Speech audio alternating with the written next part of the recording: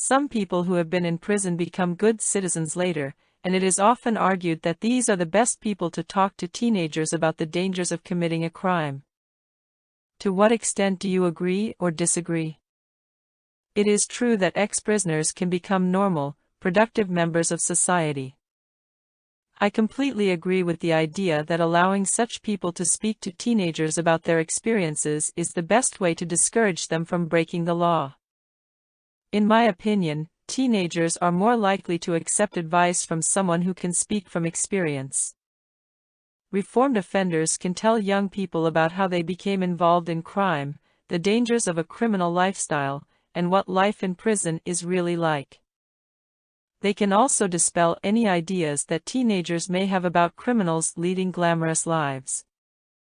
While adolescents are often indifferent to the guidance given by older people, I imagine that most of them would be extremely keen to hear the stories of an ex-offender. The vivid and perhaps shocking nature of these stories is likely to have a powerful impact.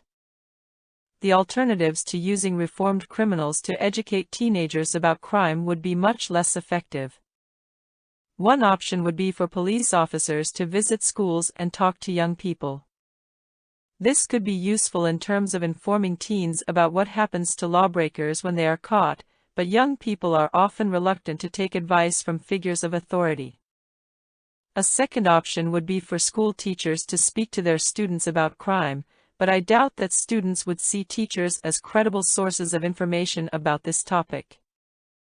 Finally, educational films might be informative, but there would be no opportunity for young people to interact and ask questions.